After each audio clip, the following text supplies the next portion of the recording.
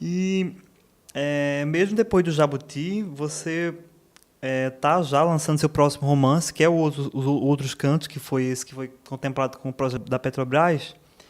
E você falou aqui, né, e já declarou em outras ocasiões que você ganha mais dinheiro traduzindo obras de outras pessoas do Não, que eu ganho escrevendo. mais dinheiro, não. Eu ganho dinheiro suficiente para completar traduzindo. Só se agora virar um best-seller, né? Porque mesmo, olha, já o Outros Cantos já está indicado como leitura obrigatória para o vestibular da Faculdade de Medicina Campina Grande, que o ano passado indicou 40 dias. Como o voo da Guará Vermelha já tinha sido indicado antes pela UEPB, pela Federal de Santa Catarina, mas a editora não consegue produzir rapidamente e distribuir na região onde estão. Então, esses meus livros todos, e eu estou aqui rezando para não acontecer a mesma coisa. Vira o best Xerox, porque os meninos precisam ler para o vestibular. O livro não se encontra nas livrarias, porque a distribuição é muito precária, sobretudo quando você se afasta. Na medida que você se afasta do Trópico de Capricórnio, vai se rarefazendo a distribuição. Porque também é uma coisa que me espanta, é porque o livro tem que ser todo impresso em São Paulo, encaixotado e mandado de caminhão-baú lá para Belém do Pará. Porque com a tecnologia de hoje, você podia mandar o arquivo eletrônico, a gráfica, e tem gráficas de alto nível em qualquer lugar do Brasil, mandar fazer a quantidade que você prevê que é consumida naquela região. Ficava o livro mais barato, com certeza. Chegava mais rapidamente, seria melhor distribuído. Agora há mistérios que a nossa vã economia não consegue, de dona de casa, não consegue compreender, provavelmente. O que é mais difícil de produzir literatura no Brasil? De conseguir editar um livro e fazer com que ele seja publicado? Nesse processo, o que é mais complicado? Olha, hoje você tem... o mais complicado nem é a edição, porque há várias editoras, pequenas editoras, que justamente a tecnologia mais recente permite isso, porque ela permite você imprimir o livro em pequenas tiragens e ir produzindo mais rapidamente, just in time, né?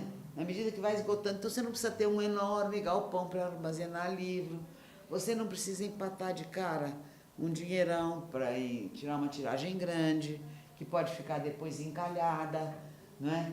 Então, hoje você pode fazer isso, e há pequenas editoras de gente jovem que está editando, quer dizer, que não está fazendo um produto comercial qualquer, como a editora Patuá, como a editora Demônio Negro, mas tem gente se especializando em publicar o primeiro livro de alguém. A editora Patuá é muitas vezes o primeiro livro de alguém. Eu agora mesmo tenho um livro meu de contos que ganhou 2 menções honrosas, Belo Horizonte e Recife, e que está pronto para sair pela editora Simonsen, lá de Santos, que é uma editora pequena também, que está começando. É um pouco... alguém me disse, são aventureiros. Sim, que seria de nós sem os aventureiros? A grande dificuldade neste país é a distribuição. Mesmo eu tendo ganho o Jabuti, mesmo o Outro Canto estando indicado para o vestibular, você liga para as livrarias, não tem. Muito do mercado de livro está dominado pelas cadeias de livraria, né? Que elas estão controlando o que vem e o que não vem. Como carregar o meu livro, ou 50 tons de qualquer coisa, ou essas coisas assim, que eles decidiram que é isso que o povo quer ler, então eles fazem um grande barulho, publicidade, bota na vitrine, bota aquele morro, porque eu acho que se subestima também a capacidade de leitura do povo. O frete é o mesmo preço. Então, é mais vantajoso eles trazerem muito, encher o caminhão-baú daquilo que vai vender fácil. Você faz uma série de truques que fazem vender aquele e não esse. Foi escolhido, entendeu? Então, esse é o drama. O drama é um país imenso com uma péssima distribuição. Qualquer livraria daqui da Paraíba, para ter meus livros para vender, tem que pedir para São Paulo. E são no mínimo 15 dias para chegar. É absurdo isso. Lembro de ter visto uma fala tua num evento, um evento de literatura, em que você reclamava justamente de ser sempre classificado como escritora regionalista, sendo que os temas que você aborda são temas gerais. Aí você falava, por que o cara que escreve sobre a Vila Madalena em São Paulo, escreve sobre os costumes daquelas pessoas, escreve sobre aquele universo, aquele micro-universo. Ele não é regionalista e eu, porque escrevo sobre João Pessoa, sobre o sertão, sou regionalista. Então, como é que você vê esses rótulos na literatura? Eu acho que isso daí é um rótulo que pode ter tido algum sentido há meio século atrás, mais de meio século atrás, mas que, na verdade, jamais me pareceu importante. O que você vive no campo e o que se escreve não existe separado Não existe a região contida em si mesma. Não existe. Não existe. Então, você classificar como regionalista e o resto o que é? Está fora de alguma região? Não. Porque a literatura nacional veio em grande parte do Nordeste. A literatura brasileira nasceu no Nordeste. Certo? Porque regionalista não tem sentido nenhum isso mais hoje. Inclusive porque você está falando de um país que é continental, onde são seres humanos integrais que estão vivendo em qualquer lugar. Entendeu? Essa mania de querer botar rótulo é uma maneira de assim afastar a concorrência. Não sei. Hoje em dia não tem cabimento isso. Certo? Então, a literatura com letra grande, maiúscula, é a que escrevem os homens brancos de determinada região do Brasil.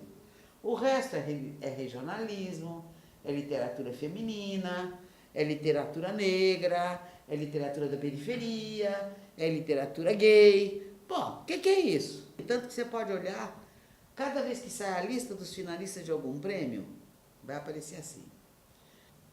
Fulano, fulano, fulano, fulano, fulano, entre outros.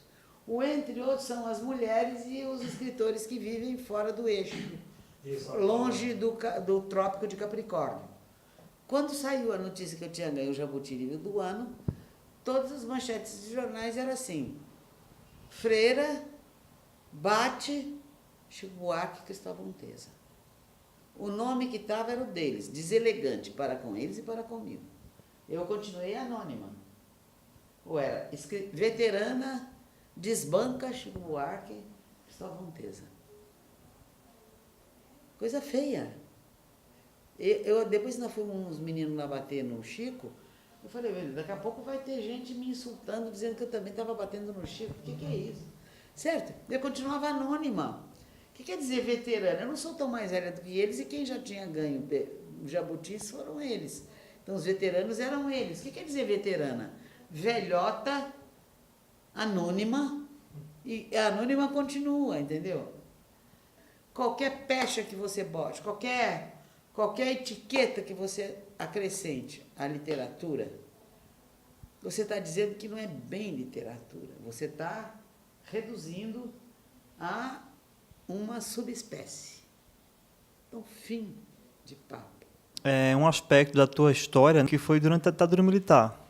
Você entrou na congregação das irmãs um ano depois do golpe.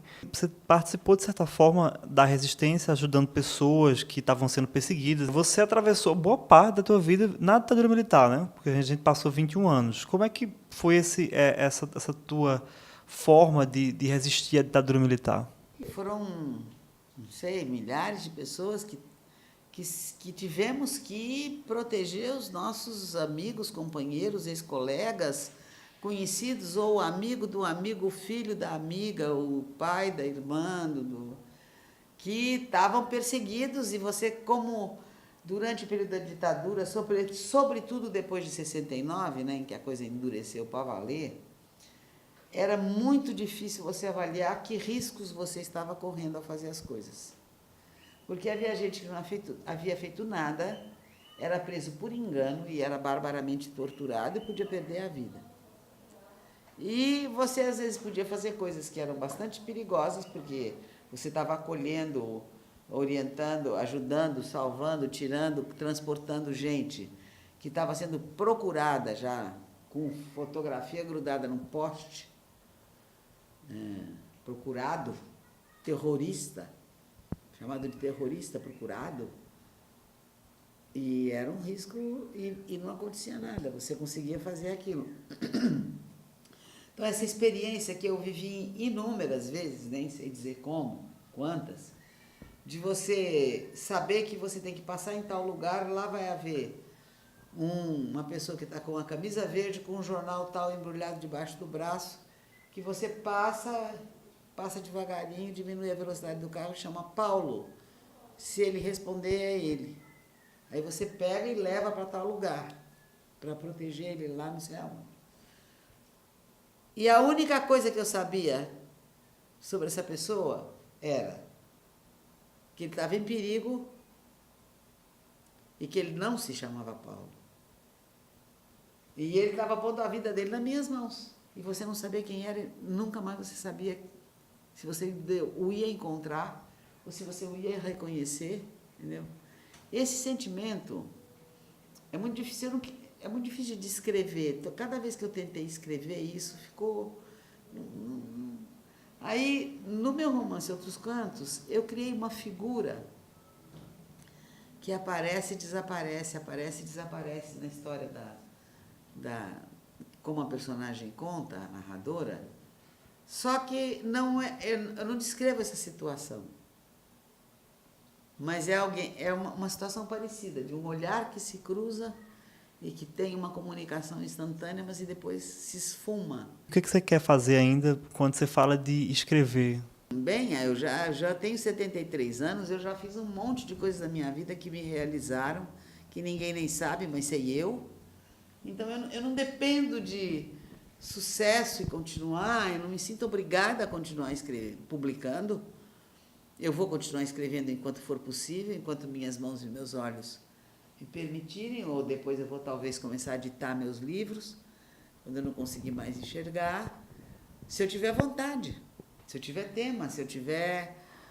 eu não me sinto obrigada, eu não tenho um projeto de carreira.